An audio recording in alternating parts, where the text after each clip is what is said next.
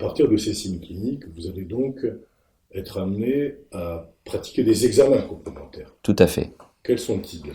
Alors, les premiers examens complémentaires à partir de ces signes peuvent être notamment une radiographie du thorax et assez rapidement maintenant un scanner du thorax.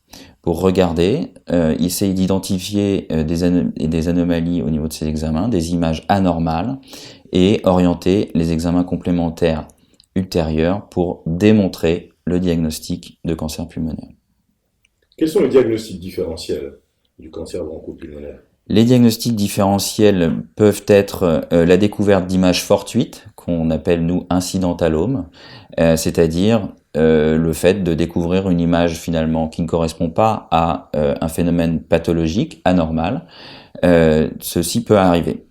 On peut également tomber sur un ganglion présent qui est finalement bénin et que chacun peut avoir au niveau de ses poumons. Mais l'imagerie est quand même très souvent évocatrice de la maladie et on avance assez rapidement dans le diagnostic. Quelle est la place de la bronchoscopie dans votre démarche diagnostique? La place de la bronchoscopie, qui est donc un examen qui consiste à mettre une caméra à travers les voies aériennes supérieures, c'est-à-dire par le nez, ensuite dans l'arrière-gorge et dans les poumons, permet de regarder à l'intérieur, en dos voulant dire à l'intérieur, et éventuellement de faire des prélèvements qu'on appelle des biopsies pour observer ces prélèvements au microscope.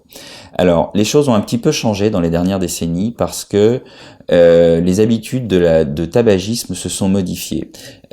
Auparavant, les gens fumaient des cigarettes très fortes et les cancers étaient plutôt de nature bronchique, c'est-à-dire accessibles avec la caméra de bronchoscopie et accessible à des biopsies. Actuellement, le type de tabac fumé s'est modifié et nous avons plus de cancers dits pulmonaires qui sont situés plus loin et qui sont beaucoup moins facilement accessibles avec la caméra que l'on rentre dans les bronches. C'est donc un examen qui peut permettre de faire le diagnostic par le biais de biopsie, qui peut permettre d'intervenir en cas de saignement pour coaguler une lésion, qui peut permettre dans certaines situations difficiles de poser des endoprothèses, des stents comme on dit en cardiologie parfois, pour permettre la libération du passage de l'air dans les poumons, lorsque le cancer peut être révélé par exemple un essoufflement. Mais il est parfois aussi possible que l'endoscopie, la bronchoscopie ne fasse pas le diagnostic, ne permette pas de porter le diagnostic. À ce moment-là, on se porte sur d'autres examens. On va en parler. La biopsie permet de faire un prélèvement et envoyer ça à l'anatomopathologiste qui va, lui, déterminer la nature de la tumeur. Tout à fait. C'est indispensable. Pour parler de cancer, à un patient en particulier, il est obligatoire d'avoir démontré le cancer. Et c'est indispensable pour pouvoir faire le traitement. Quand nous n'avons pas de diagnostic, nous ne pouvons pas faire de traitement. Le défi actuel, porté notamment pour la bronchoscopie et le diagnostic histologique, est que nous avons besoin de plus en plus de matériel dit tumoral pour guider le traitement. C'est-à-dire que nous allons avoir besoin un volume tumoral de biopsie très important pour pouvoir guider au mieux le traitement. Et la bronchoscopie fait souvent des prélèvements de petite taille.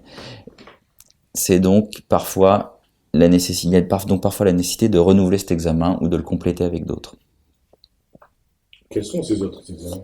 Les autres examens sont au stade localisé uniquement au niveau du thorax, la ponction biopsie par voie transthoracique, c'est-à-dire que le radiologue, sous scanner, va introduire une aiguille à travers la paroi thoracique du patient, prendre un échantillon, une carotte, ou plusieurs échantillons, et l'envoyer au laboratoire d'anatomopathologie.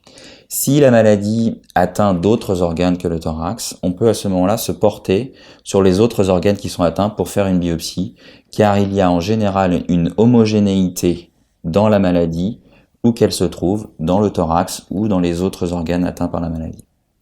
Il est parfois plus facile de biopsier un organe autre que le thorax, car ce type de biopsie s'expose à deux grands types de complications que sont le pneumothorax avec l'introduction d'air dans la plèvre et l'hémoptysie, c'est-à-dire le fait de cracher du sang, qui peut être une complication grave parfois.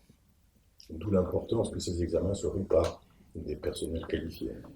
Qualifiés, spécialistes et habitués.